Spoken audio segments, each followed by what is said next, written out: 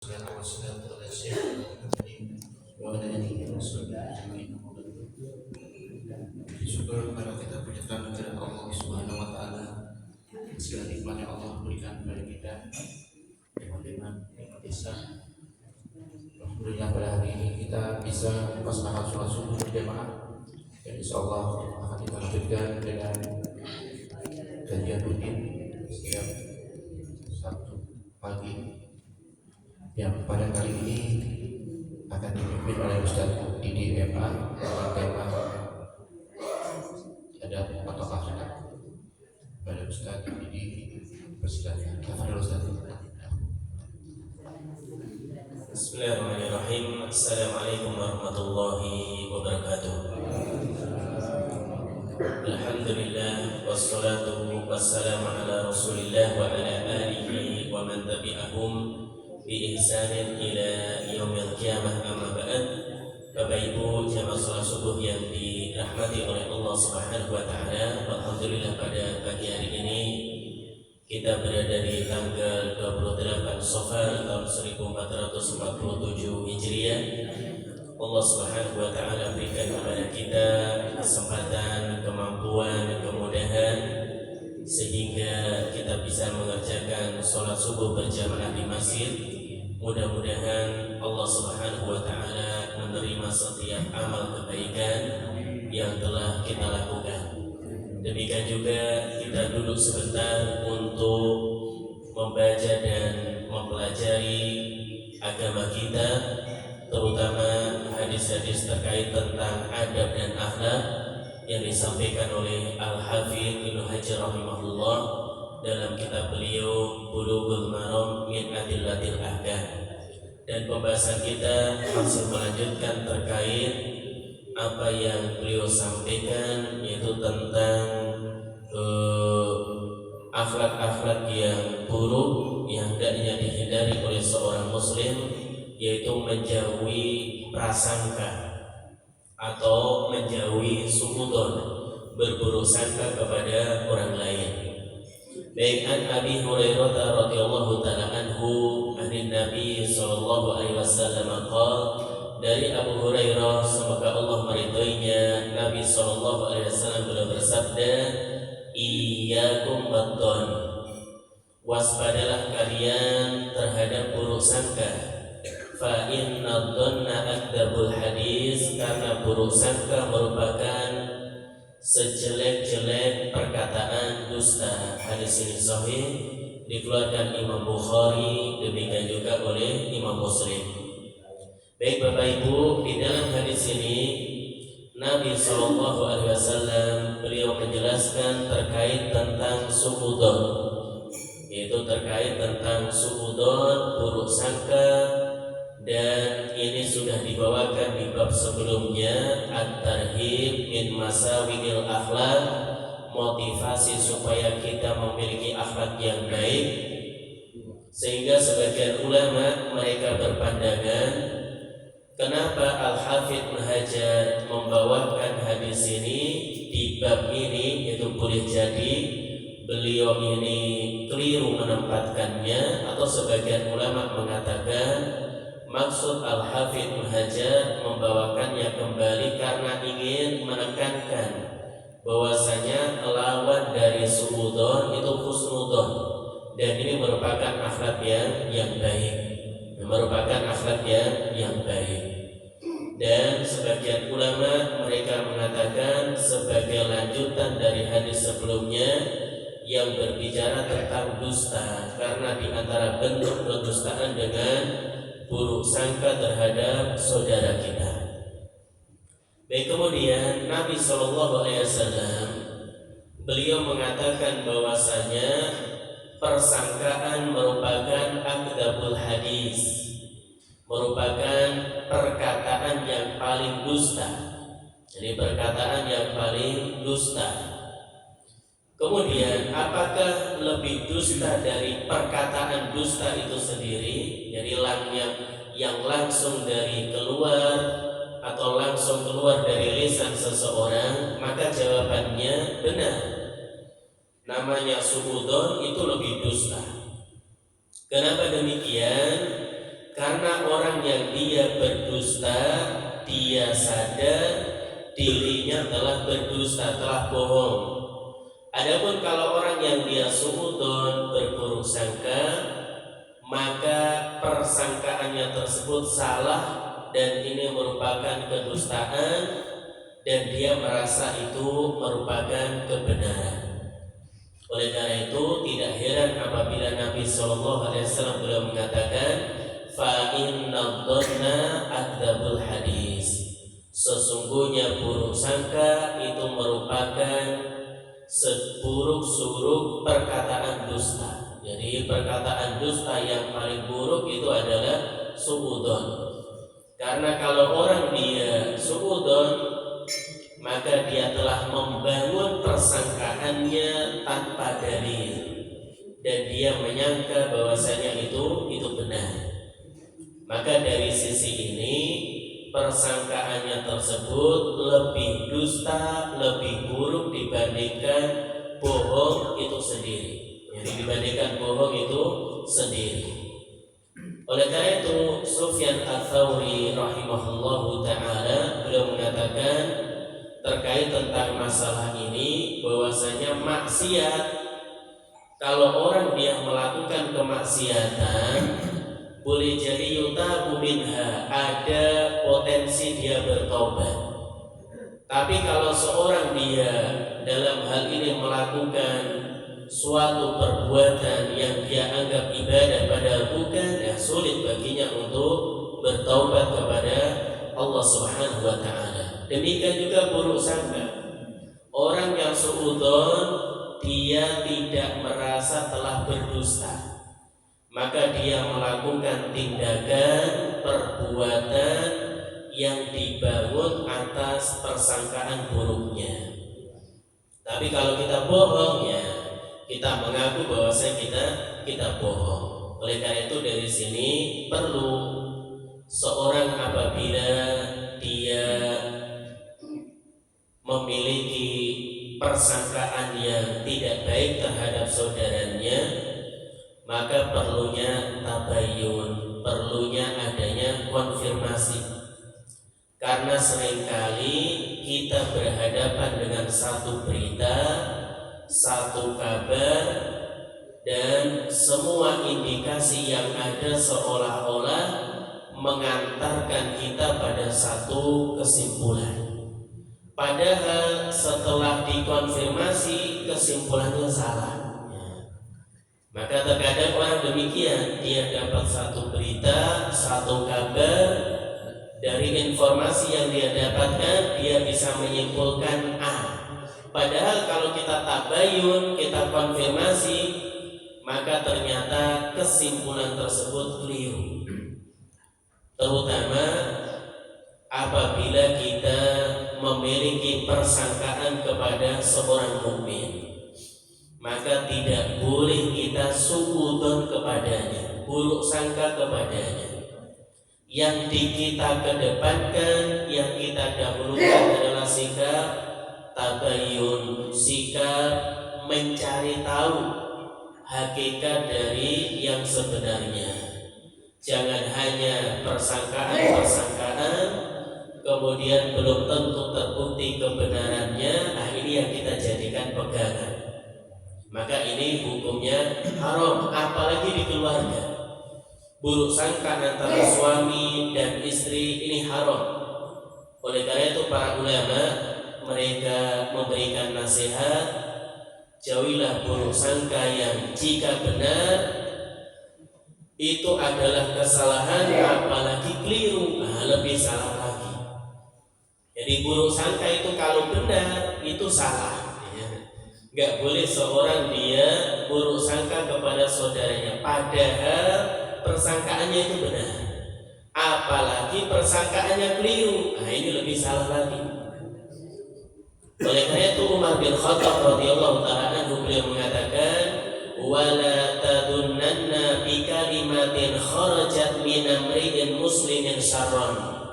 Janganlah engkau berprasangka apa yang keluar dari lisan saudara seorang muslim itu keburukan, wa anta tajidu lahu fil khairi mahmalan, padahal kamu masih mungkin menemukan penafsiran yang baik padanya. Jadi boleh jadi ucapan saudara kita, perbuatan saudara kita itu ada kemungkinan kita suudoni. Namun kalau di sana terdapat kemungkinan yang baik, maka asalnya bawa kepada kemungkinan yang baik tadi. Jadi seseorang yang memiliki suudon, maka hakikatnya dia mengikuti perkataan setan, karena setan sedang mendikte agar dia memilih tafsiran yang buruk, mendikte agar dia memilih tadi persangkaan yang buruk. Padahal kemungkinan yang baik itu banyak, tetapi dia pilih yang buruk tadi. Ini yang nggak boleh. Maka ini yang tidak diperbolehkan, kecuali persangkaan kita tersebut dibangun di atas indikasi-indikasi yang kuat, bukti-bukti yang kuat, maka dalam beberapa keadaan diperbolehkan. Jadi dalam beberapa keadaan diperbolehkan. Yang intinya Bapak Ibu yang dimuliakan oleh Allah Subhanahu wa taala, karena suudzon itu hukumnya haram dan ini merupakan akhlak yang buruk, maka sebaliknya kita husnudzon kepada saudara kita, maka itu perbuatan yang baik dan ini akhlak yang baik.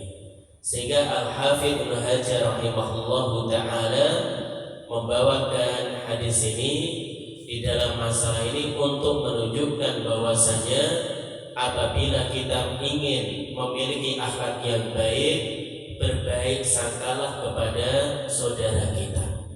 Jadi husnudzon kepada saudara kita, jangan sebaliknya. Orang itu kalau mudah suudzon, dadanya sempit ya. Kalau orang itu mudah suudzon, dadanya sempit, suka mencari-cari kesalahan orang lain. Jadi kalau dia melihat saudaranya keliru, senangnya luar biasa. Tapi kalau saudaranya benar, semakin sempit dadanya. Dia melihat saudaranya yang dia suudzoni dapat nikmat, tambah sakit dia. Tapi kalau saudaranya celaka, dia senang. Buat apa demikian? Apa manfaatnya kita senang terhadap keburukan orang lain, musibah yang menimpa saudara kita? Bukankah Allah katakan innamal mu'minuna ikhwatun? Sesungguhnya orang-orang mukmin itu bersaudara.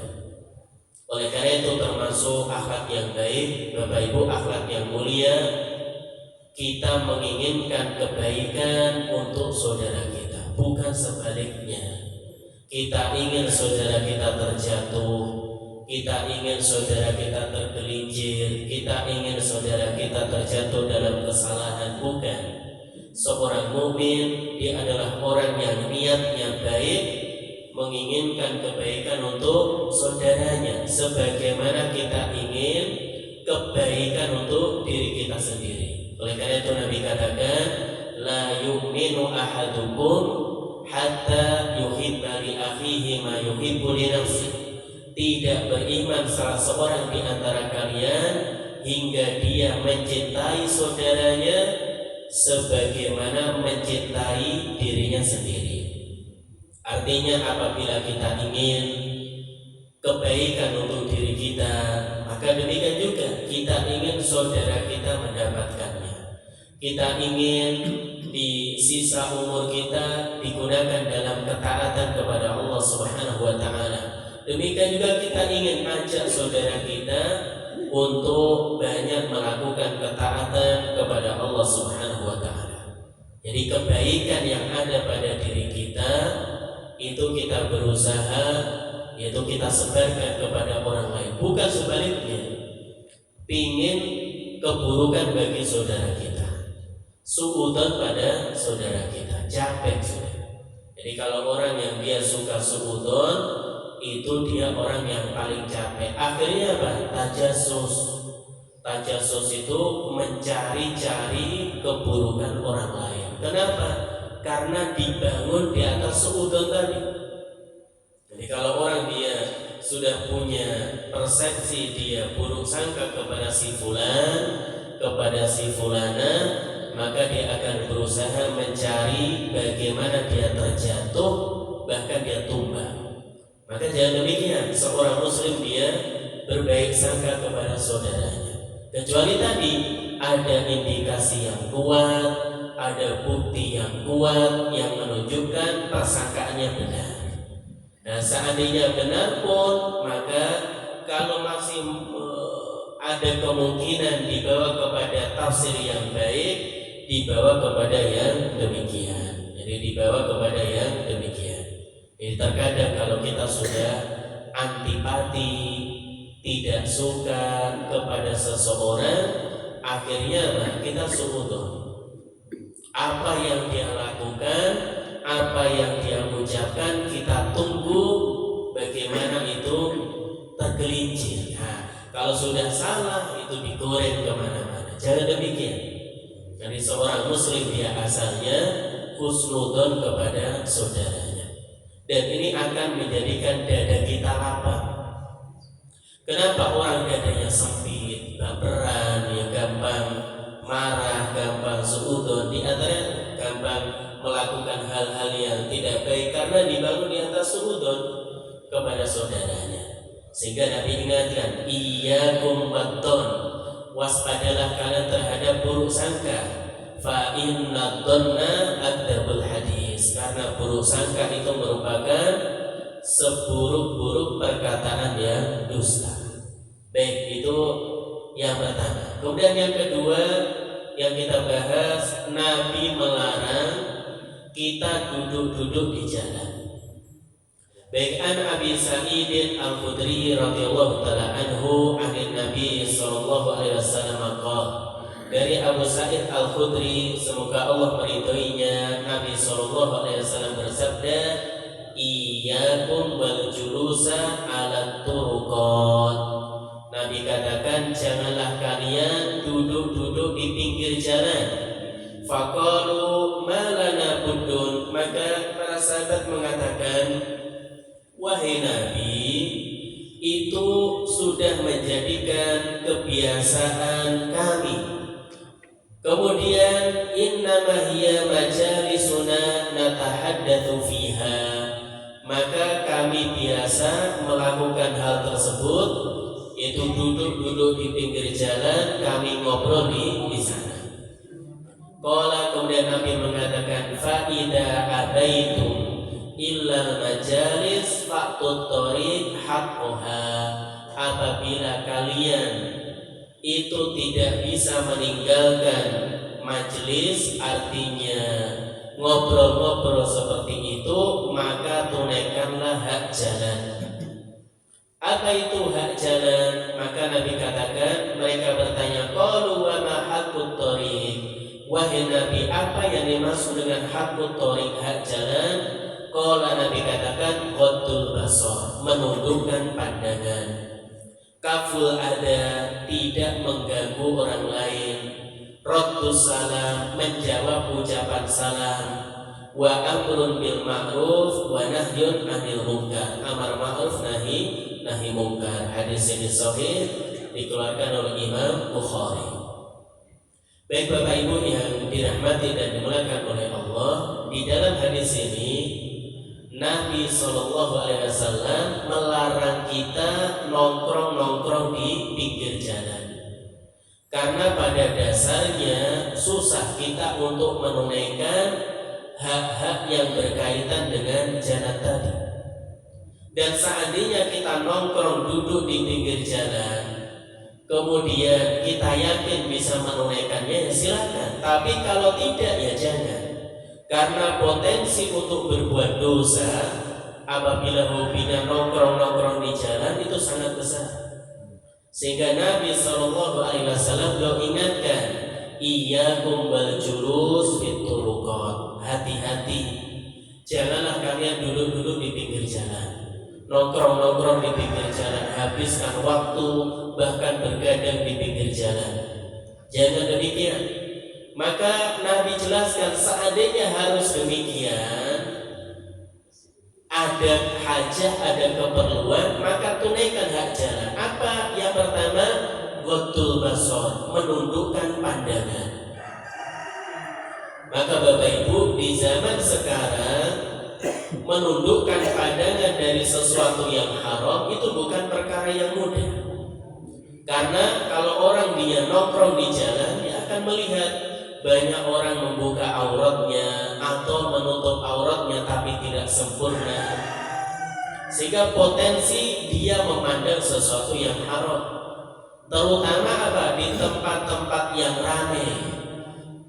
Misalkan seorang nongkrong-nongkrong di mall, nongkrong-nongkrong di pasar, ya. Atau kalau sekarang seorang dia scroll HP-nya, ya. Lihat apa yang ada dalam gadgetnya, bisa jadi justru ini lebih berbahaya dibandingkan segera duduk di jalan. Kalau dulu orang itu ingin tidak berbuat maksiat di rumah sudah, diam di rumah. Tapi kalau sekarang justru orang di rumah, ya, dia berinteraksi dengan gadgetnya, bisa jadi dia bermaksiat kepada Allah Subhanahu wa Ta'ala. Dia melihat sesuatu yang Allah haramkan.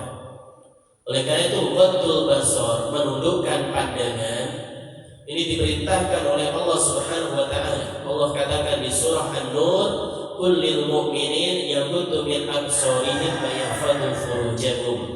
Katakanlah kepada orang-orang mukmin, hendaknya mereka menundukkan sebagian pandangannya dan menjaga kemaluannya.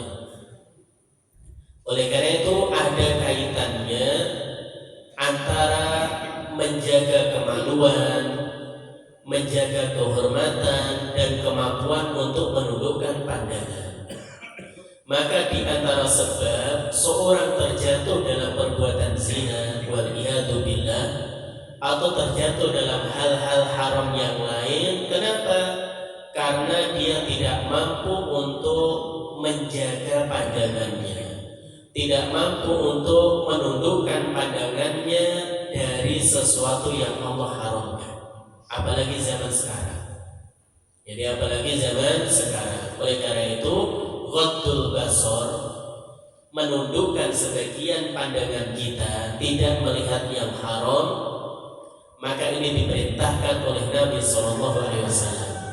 Jadi kalau kita harus belanja ke mall, belanja ke pasar, atau kita harus duduk di jalan, maka ada hak yang pertama, ghaddul basar, tundukkan pandangan kita, jaga pandangan kita, jangan melihat sesuatu yang Allah haramkan. Dan ini susah, zaman sekarang susah. Maka sebisa mungkin seorang melakukannya.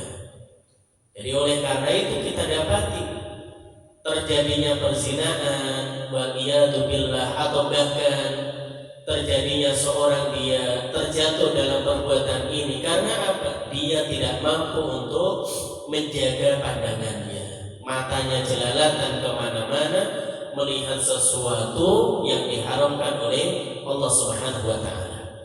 Dan apabila seorang dia terjatuh dalam hal ini, bisa jadi sulit untuk keluar darinya, baik dia belum nikah ataupun sudah nikah. Oleh karena itu, di antara syariat nikah itu tujuannya untuk bisa menundukkan pandangan.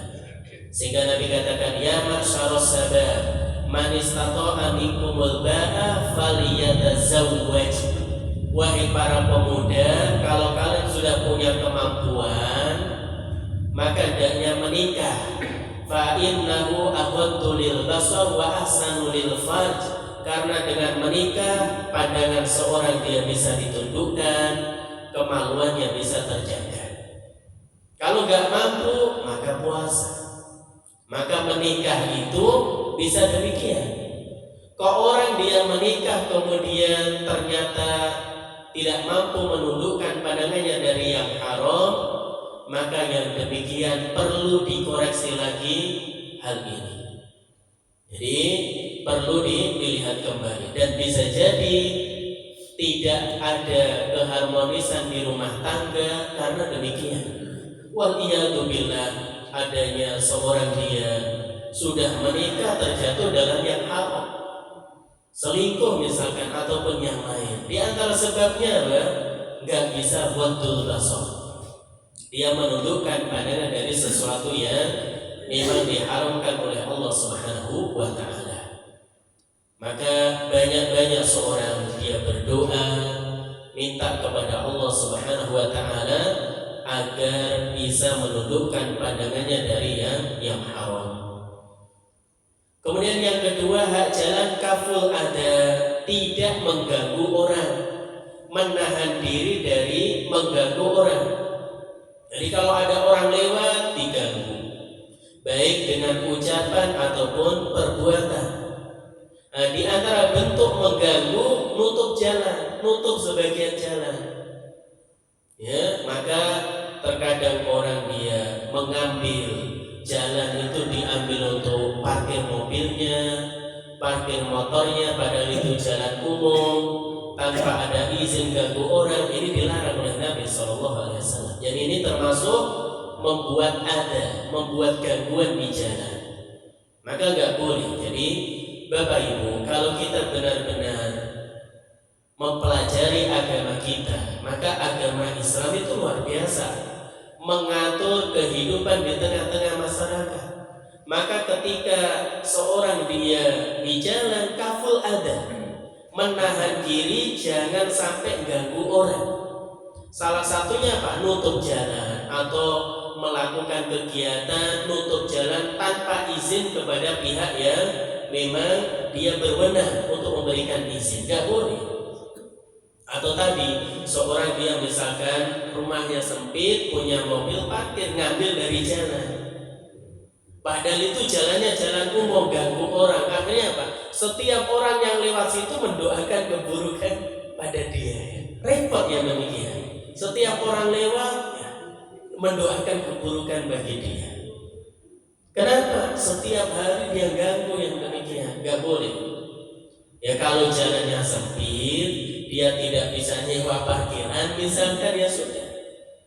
Yang demikian jangan sampai nutup jalan. Atau misalkan membuat polisi tidur tapi tidak sesuai aturan, 1 meter sudah ada lagi. Nah, ini jalan boleh dilewati atau tidak ya? Jadi kalau sesuai dengan aturannya ya silahkan, karena untuk menjaga keselamatan, untuk kebaikan. Tapi kalau gundukannya terlalu tinggi, intinya nggak sesuai aturan, malah bisa mencelakakan orang, ya nggak boleh yang demikian. Maka Islam mengatur nggak boleh seorang dia ganggu orang lain. Jadi kaful ada, menahan diri dari mengganggu orang lain. Maka nggak boleh parkir sembarangan juga. Oleh karena itu Nabi katakan al-muslimu man salimal muslimuna min lisanihi wa yadihi.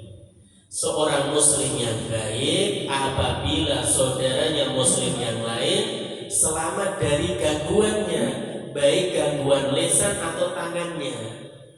Maka jangan sampai kita menjadi seorang muslim kemudian lisan kita tidak terkontrol, suka mencela, suka merendahkan orang, suka menghina, suka mengumpat, jangan. Atau perbuatan kita, jadi perbuatan kita suka ganggu orang lain, maka jangan sampai demikian. Maka termasuk hak jalan kaful ada, kita menahan diri dari ganggu orang.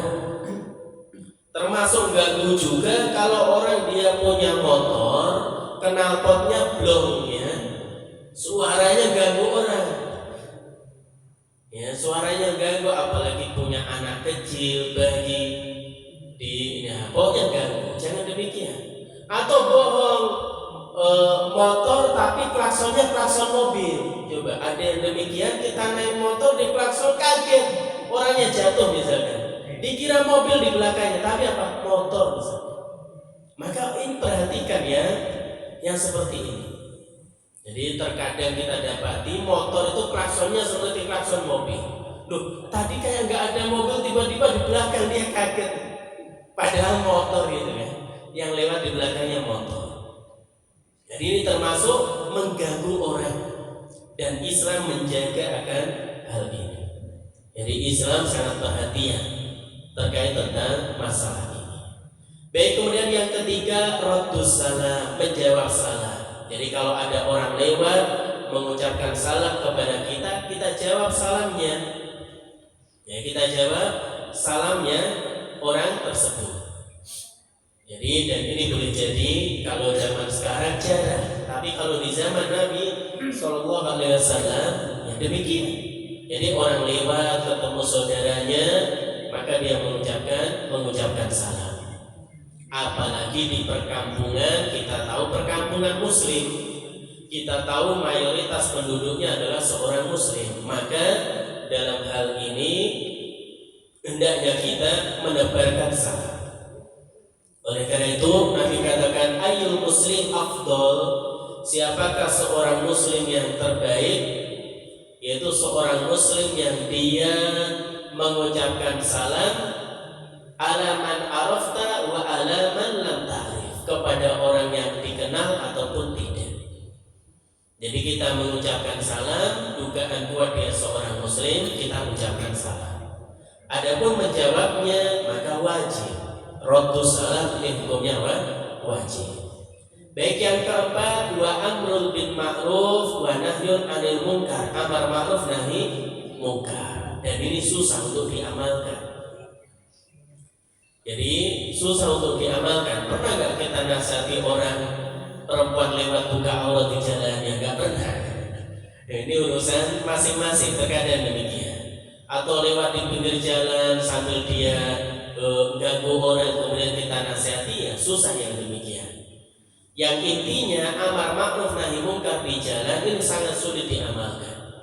Oleh karena itu, kalau demikian kita hindari kumpul-kumpul di jalan, nongkrong-nongkrong di pinggir jalan, apalagi ganggu nongkrongnya bukan di pinggir, di jalan itu sendiri.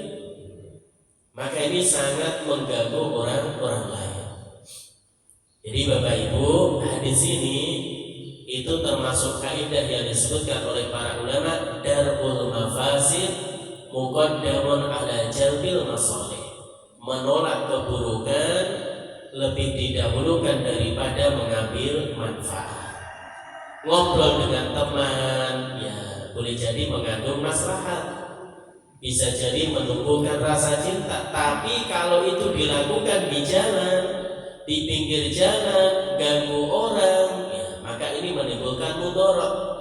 Maka Nabi SAW membimbing kita agar menghindari hal yang demikian. Jadi kita ulang bahwasanya Nabi ingatkan, iyyakum wal julusa fit turuqat, waspadalah kalian, jangan duduk-duduk di pinggir jalan. Kalau memang harus demikian, maka tunaikan hakut thoriq. Hak jalan tadi ada 4. Ghaddul basar, menundukkan pandangan. Yang kedua, kaful ada, jangan mengganggu orang lain. Yang ketiga, raddus salam, kita menjawab salam dari orang yang lewat. Dan yang keempat, amar ma'ruf nahi munkar. Dari amar ma'ruf nahi munkar. Baik, kemudian kita masuk hadis berikutnya. Termasuk akhlak yang mulia yang hendaknya dimiliki oleh seorang Muslim, rajin ngaji, yaitu menuntut ilmu agama. Oleh karena itu Al-Hafidz Ibnu Hajar membawakan hadis ini dalam bab motivasi memiliki akhlak yang mulia. Baik, an Muawiyah radhiyallahu taala anhu anin Nabi sallallahu alaihi wasallam dari Muawiyah, semoga Allah meridhoinya, dari Nabi sallallahu alaihi wasallam beliau bersabda, may yuridillahu bihi khairan yufaqihu fiddin. Siapa yang Allah kehendaki mendapatkan seluruh kebaikan, maka Allah akan memahamkan dia tentang agama. Hadis ini sahih, dikeluarkan Bukhari dan Muslim. Baik Bapak Ibu yang dirahmati dan dimuliakan oleh Allah, hadis ini dibawakan oleh Al-Hafidz Ibnu Hajar dalam bab akhlak yang mulia untuk menunjukkan kepada kita termasuk akhlak yang baik kalau kita punya perhatian untuk ngaji, menuntut ilmu. Jadi kita menuntut ilmu, kita ngaji agar paham agama kita. Dan di dalam hadis ini Nabi katakan, "May yuridillahu bihi khairan." Khairan itu ditanwin. Jadi bukan al-khairan tapi khairan. Maka ini kalau dalam bahasa Arab namanya nakirah. Dia indefinitif. Nakirah dalam konteks kalimat syarat diawali oleh man, siapa saja, maka memberikan faedah umum. Maksudnya bagaimana? Maksudnya siapa saja yang Allah inginkan baginya semua kebaikan, baik itu kebaikan yang besar ataupun kebaikan yang kecil, maka Allah jadikan dia orang yang paham agama. Maka ini menunjukkan Bapak Ibu bahwasanya ilmu agama itu akan membukakan pintu-pintu kebaikan untuk kita. Jadi kalau kita paham terkait agama kita, maka banyak pintu-pintu kebaikan yang terbuka untuk kita. Maka bagaimana kita mengetahui tata cara wudhu yang benar? Ya dengan belajar. Bagaimana kita mengetahui tata cara sholat yang benar? Ya dengan belajar. Bagaimana kita tahu cara menunaikan hak suami, hak istri? Dengan belajar. Kehidupan rumah tangga yang benar, ya semuanya dengan belajar. Bagaimana supaya kita bisa memiliki akhlak yang baik, adab yang baik, maka itu semuanya dengan belajar. Oleh karena itu benar apa yang disampaikan oleh Nabi SAW, "May yuridillahu bihi khairan yufaqihu fiddin." Siapa saja yang dikehendaki oleh Allah mendapatkan kebaikan, maka dia dijadikan orang yang paham agama. Jadi Bapak Ibu, kalau kita mendapati di dalam diri kita ada semangat untuk menuntut ilmu agama, maka insya Allah menginginkan kebaikan untuk kita. Tapi kalau sebaliknya malas-malesan, ngaji males, ibadah males, ya, pokoknya beramal kebaikan males, ya, bisa jadi Allah tidak menginginkan kebaikan untuk kita. Dan kalau Allah sudah tidak menginginkan kebaikan untuk kita, dibiarkan begitu saja. Malah repot orang yang demikian, dibiarkan, mau berbuat salah dibiarkan, gak ada teguran, mau semakin maksiat usahanya lancar, badannya sehat. Nah ini bisa jadi malah apa? Istidraj dari Allah Subhanahu wa taala. Ya, orang dibiarkan begitu saja, nanti baru dapat hukuman. Dulu misalkan ketika rajin ke masjid, usahanya biasa saja. Tapi semakin usahanya berkembang, dia meninggalkan masjid, bahkan waliyadzubillah meninggalkan sholat. Maka yang demikian bukan kebaikan, keburukan yang dia dapatkan. Kebaikan sisi dunia, ya, tapi itu akan ditanya oleh Allah Subhanahu wa taala. Maka yufaqihu fiddin, kebaikan itu dalam kemampuan kita paham terhadap agama. Maka tidak hanya ilmu fikih, semua masalah agama, masalah akidah, masalah adab, masalah akhlak, ilmu syariat kita paham, maka itu adalah kebaikan yang Allah berikan kepada kita. Maka mafhumnya, kalau orang itu tidak paham agama, ya, orang itu punya kemampuan ngaji namun gak mau ngaji, berarti apa? Allah tidak menginginkan kebaikan untuknya. Dan gak harus jadi ustaz, gak harus jadi ustadzah, gak harus jadi kiai, enggak. Tapi paling tidak apa? Kita itu berusaha untuk beramal kebaikan dalam Islam dan kita tahu ilmunya, kita tahu dasarnya, itu yang diinginkan. Oleh karena itu bisa jadi orang yang dia ngaji kedudukannya lebih tinggi di sisi Allah dibandingkan ustadznya, dibandingkan kiainya, muridnya. Kenapa? Karena dia berusaha mengamalkan ilmu yang didengar. Adapun kiainya ilmunya banyak, amalannya sedikit misalkan. Jadi ilmunya, pengetahuannya banyak, namun amalan dia sedikit. Tapi orang lain yang dengar, mungkin ilmunya itu, tapi amalannya itu. Sehingga dia berusaha untuk mengamalkan ilmunya. Dan maksud paham agama di sini, Bapak Ibu, bukan berarti sekedar wawasannya. Orangnya pinter, hafalannya banyak, ketika ada satu masalah dia bisa menjawab, bukan itu. Tapi maksud di sini paham agama plus amalannya. Kalau orang dia sekedar wawasan tapi kosong dari amal, justru itu akan menjadi hujah baginya. Oleh karena itu Nabi katakan Al-Qur'anu hujjatun laka aw alaik. Al-Qur'an itu bisa menjadi penolong bagimu atau bahkan hujjatun alaik, bisa jadi bumerang untuk kita. Jadi kalau kita mempelajari Al-Qur'an, kemudian kita mentadabburinya, berusaha mengamalkannya, maka Al-Quran jadi pemberi syafaat untuk kita.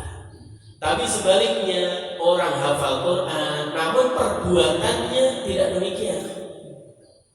Jadi perbuatannya tidak demikian. Oleh karena itu, dulu kita dapati ada orang korupsi mushaful Al-Quran misalkan ya.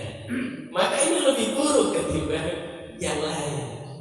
Ada orang misalkan korupsi kota haji, ini lebih buruk ketimbang sama-sama buruk lah, sama-sama nggak boleh, tapi ini masalah agama itu lebih buruk, nggak boleh. Maka dosa yang dilakukan kiai sama-sama dosa itu bisa jadi lebih besar ketimbang dilakukan orang biasa. Kenapa?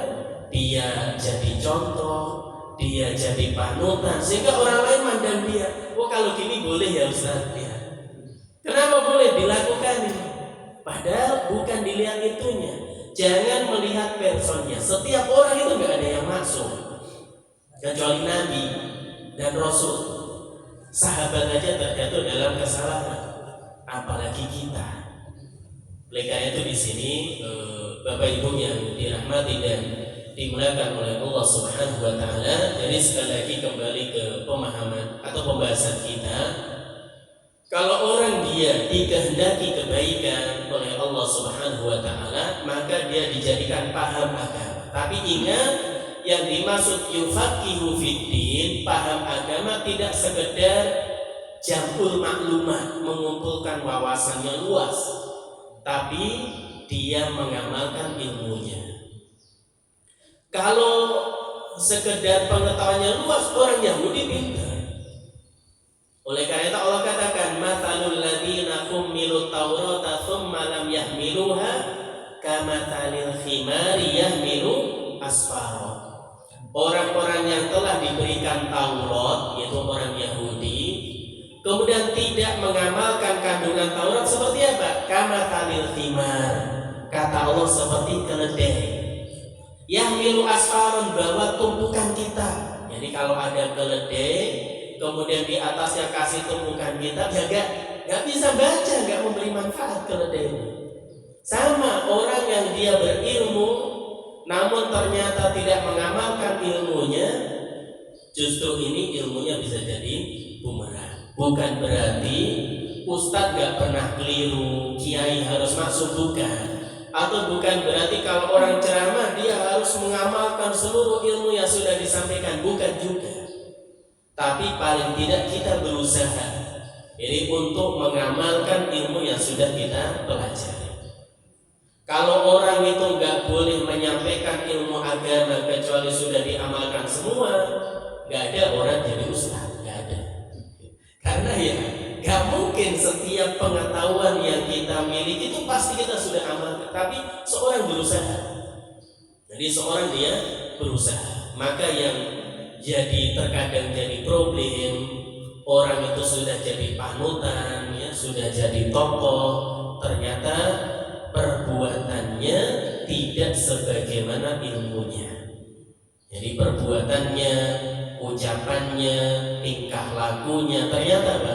Berbeda dengan kalau seperti ini harusnya dia paham, ternyata tidak.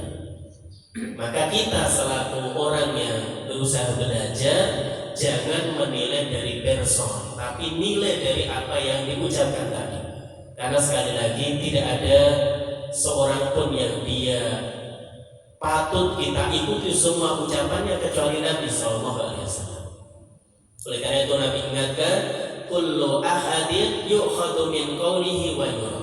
Setiap orang ucapannya bisa kita ambil, bisa kita tolak. Illa sahibah hadzal qabr, kecuali penghuni kubur ini, kata Imam Malik, yaitu Nabi SAW.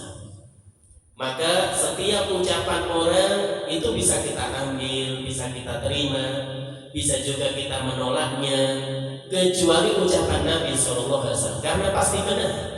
Wa ma yantiqu 'anil hawa in huwa illa wahyu yuha. Beliau tidak berbicara dengan hawa nafsunya, yang beliau katakan adalah wahyu.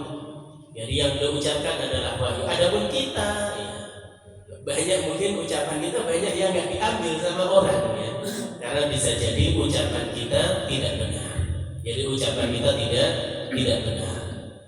Dan Bapak Ibu, jangan sampai juga kita tidak memiliki ilmu dalam masalah agama kemudian berbicara dalam masalah agama. Jadi berfatwa tanpa ilmu, menjawab sesuatu tanpa ilmu, maka ini tidak boleh. Sudah sering kita sampaikan kisah ada sahabat yang dia terluka di kepalanya, kemudian di malam hari dalam kondisi junub, maka bertanya kepada sahabat yang lain, adakah baginya rukhsah untuk tayamum? Ya, katanya enggak ada. Akhirnya dia mandi, meninggal dunia. Jadi ada luka di kepalanya kena batu, kondisi malam hari junub, pagi hari dia masih dingin, mandi, meninggal dunia. Maka sampailah berita ini kepada Nabi SAW.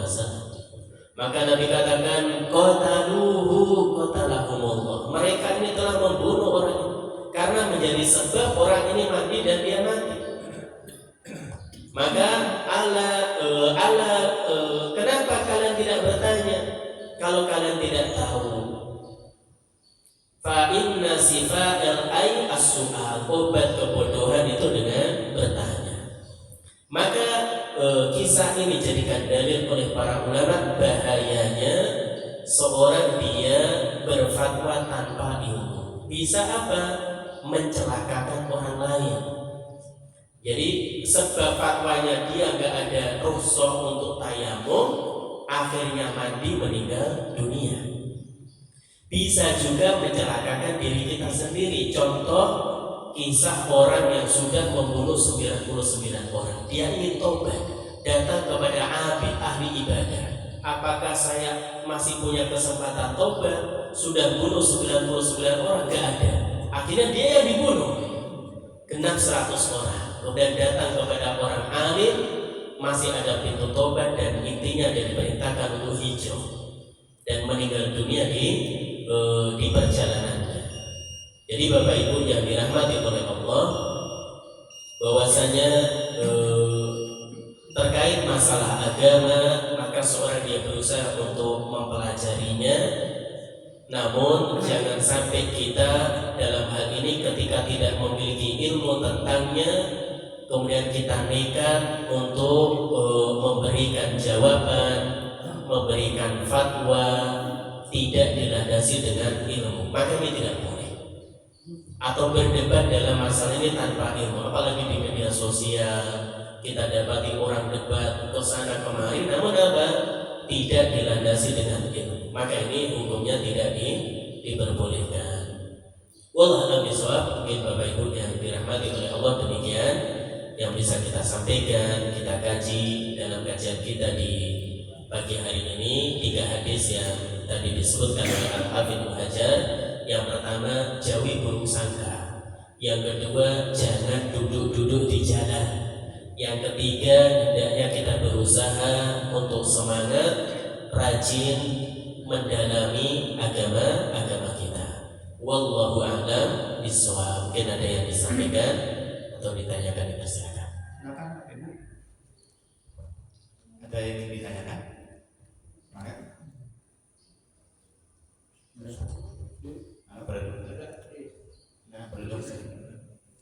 Kalau jalan umum dipakai hajatan boleh nggak? Jalan umum dipakai hajatan. Dari sebelah sini tadi. Mangga saya. Mangga silakan Pak. Waalaikumsalam warahmatullahi wabarakatuh. Mungkin yang saya tanyakan adalah sikap kita terhadap saudara kita Joko Widodo. Jadi dalam kondisi sekarang ini orang tidak ada yang tidak sujud. Semua orang berkata, semua orang mengatakan banyak yang sujud. Dan juga kaitannya dengan gibah. Kenapa? Karena orang pasti membicarakan dia. Tapi kenapa kita itu menjadi ikut ikutan? Karena dampak yang ada. Dampak yang ada ini kondisi yang sangat-sangat tidak bagus. Terutama kaitan-kaitan dengan yang perbuatan korupsi yang secara jelas dan nyata tidak ada upaya dari saudara kita untuk melarang itu. Nah ini kan menjadi kita yang tadinya tidak tahu apa-apa kemudian karena medsos sehingga kita mau tidak mau ikut berkontribusi dalam hal subsidi dan kalau kita membicarakan kan menjadi gibah. Nah bagaimana sikap kita dengan kondisi sekarang ini? Itu yang mungkin menjadi pertanyaan agar kita subsidi yang menjadi juga tidak apa yang terjadi kalau kita menjadi subsidi.